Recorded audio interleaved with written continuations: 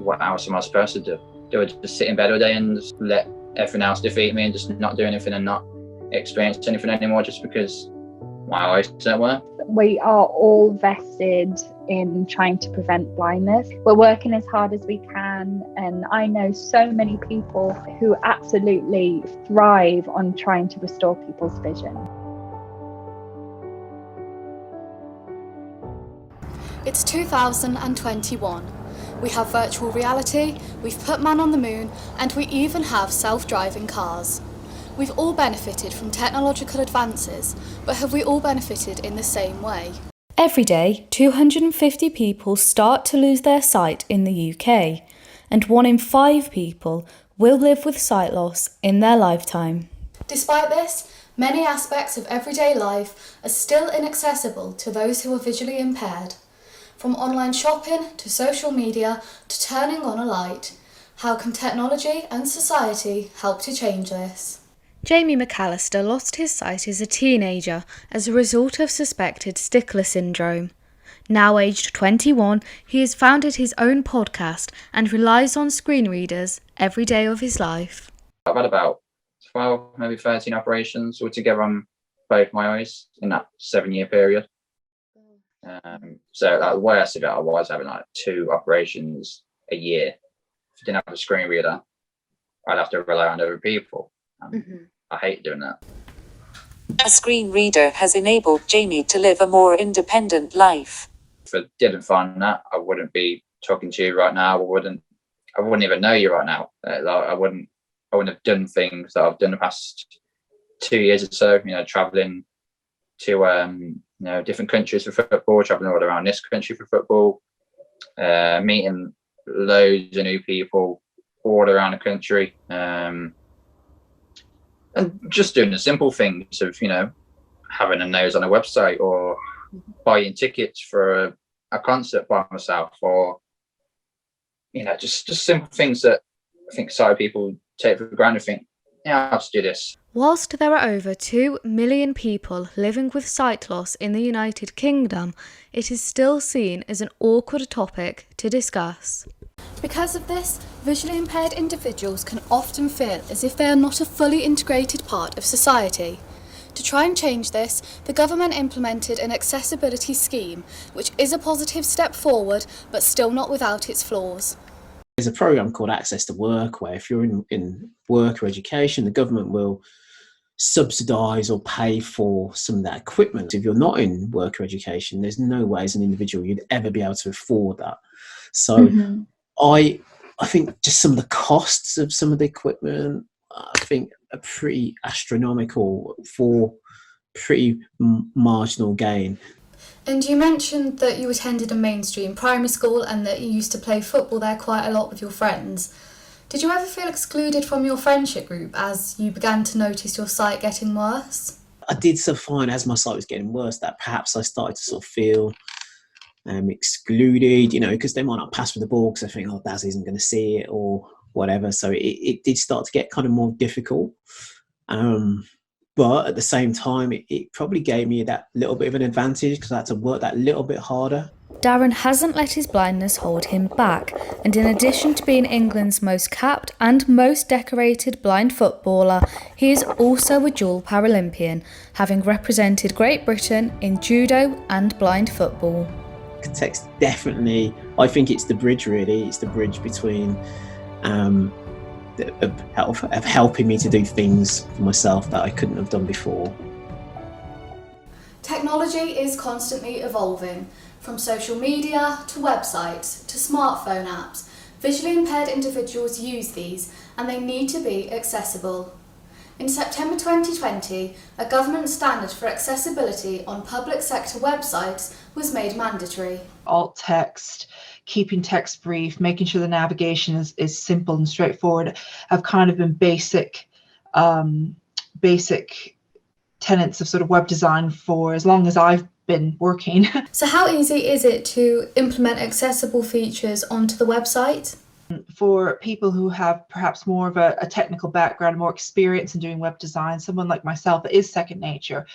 I think that if you yourself have had no personal experience of using things like assistive technology or having to encounter accessibility features in order to access the website, it wouldn't necessarily be second nature. Tap to speak, not in list.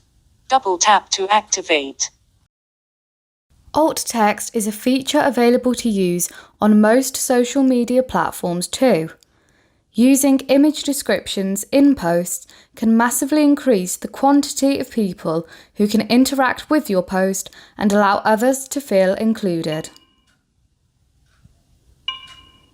Just imagine what it would be like if all of those images that you saw in the world suddenly were not available to you. You'd really appreciate that someone had taken the time to describe that image so that you could try to get all of the information, all the meaning that's trying to be conveyed on that web page or that piece of communication. Whenever I see someone include image description for the first time, I always make sure I like it or reply, just to let that person know that I've seen it. Yeah, because I don't want, kind of makes them feel like, oh yeah, it's making a difference. Or, people who need to see it, I'm doing it for, I've seen it. Alt text can positively influence the lives of those living with sight loss, but if people don't use the feature in their posts, they become inaccessible to those who rely on it. The majority of people in the United Kingdom should attend an eye test every 2 years, and optometrists still encourages to get our eyes tested even if we feel we have no problems with them.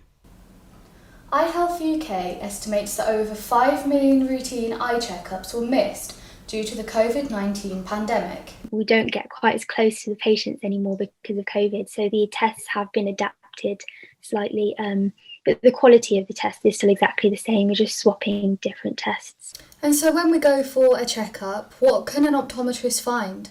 Optometrists can find all sorts of problems with the eyes, such as ocular diseases like cataract and glaucoma. These tend to affect sort of the older population, but optometrists can also find colour vision problems and muscle problems with the eyes. Technology has allowed eye tests to evolve in many ways, one being OCT. Optometrists can capture 3D images of the eye, known as optical coherence tomography. OCT can help in the early detection of glaucoma and macular degeneration. Almost 1 in 4 people are ignoring the early signs of sight loss. With the technological advances seen in eye tests and the life-changing things they can detect, it's vital now more than ever that people still attend them, even if they're wary because of the coronavirus pandemic. We have the opportunity and the potential to save both sight and lives, which I think is incredible. Turn on the lamp. Got it. Turning 2 lights on. Despite technology still not being perfect, the steps taken forward so far are promising to those living with sight loss. I can remember, the old days when I had a phone which didn't speak to me. Leanne, okay, that's probably 54 for my phone or something like that, and I had to literally kind of count my way through, and then sort of press send and hope that you're on the end of the phone. So I didn't mean to ring you. And you said that you love running, so how does technology help you to still do things like that? I've got sat nav on my phone, so obviously that can kind of help me get around. I said that again in days gone by, when I moved somewhere, I could get lost. I mean, I remember getting lost a couple of times and really not knowing where I was. And, now I can sort of put my sat nav on my phone and it'll just, tell me where to go. Whilst technology has enabled us all to unlock a new world, the more traditional forms of communication, such as guide dogs and Braille, will always be important to those living with sight loss. In research published by the RNIB, 31% of people living with sight loss said they were rarely or never optimistic about the future. But what does the future hold for reversing and preventing blindness? Dr. Lauren Wareham is a research assistant professor at Vanderbilt Medical Center in Nashville. She has led research to try and find characteristics that may lead to the early detection of glaucoma in patients. My research focuses on glaucoma, and glaucoma is the leading cause of irreversible blindness in the world. And currently in the world, there's 120 million people predicted to have glaucoma by 2040. So it's a real prevalent disease. It's been noticed in the clinic that people who develop glaucoma have abnormal blood flow. We don't know why. So my research is really investigating why people might have this abnormal blood flow and whether we can make it better for people and prevent the vision loss. So how close is your research to finding a solution for sight loss? My research has identified a drug that is available already, and it has shown promising results in reversing vision loss in mice. That's exciting for us. Giving mice this drug seems to protect them from losing the cells at the back of their eye, and we think it's because it's increasing blood flow. But we still have a lot more research to do on just how this drug is preventing the loss of those cells before we can introduce it to patients. And do you think that your research will mean that one day there's no longer a need for visual impairment aids such as screen readers and Braille? So I think there'll always be a need for visual aids. And I know there's a lot of artificial intelligence now that's being built into a lot of vision aids that people use at home, electronic things. We are all in this to try and get to a point where vision loss and blindness is no longer a cause for concern. So that is the ultimate end goal, but unfortunately we're a long way off from that. And what's the process like over there in America? Is it similar to what's happening here in England? We are all in this together on a global scale. I collaborate with people in England, different groups. I think we are all invested in working together, and really research functions much better if people work together on a global scale. So I'd say people in England are working towards the same end goal and also working with us in America to achieve those goals.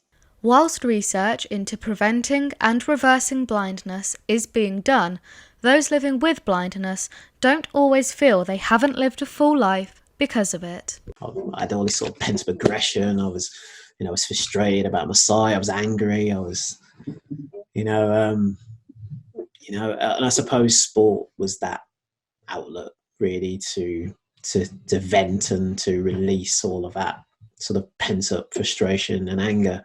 I can be standing at a bus stop and someone will come up to me and, start praying for me or, pitying me because I'm blind, and I'm going, oh, I've had an amazing life. Why should I? So I think the acceptance bit is really much helped by, what you go on to achieve, perhaps. 1 in 5 people will experience sight loss within their lifetime. If you don't experience sight loss personally, someone you know will. Take a few seconds to include alt text in your posts. Take a minute to think about how accessible the content you're posting is. Take an hour to read about sight loss and how people can be impacted by it. And take a lifetime to treat those living with sight loss with the respect, fairness and equality they deserve to be treated with. If you don't experience sight loss personally, someone you know will.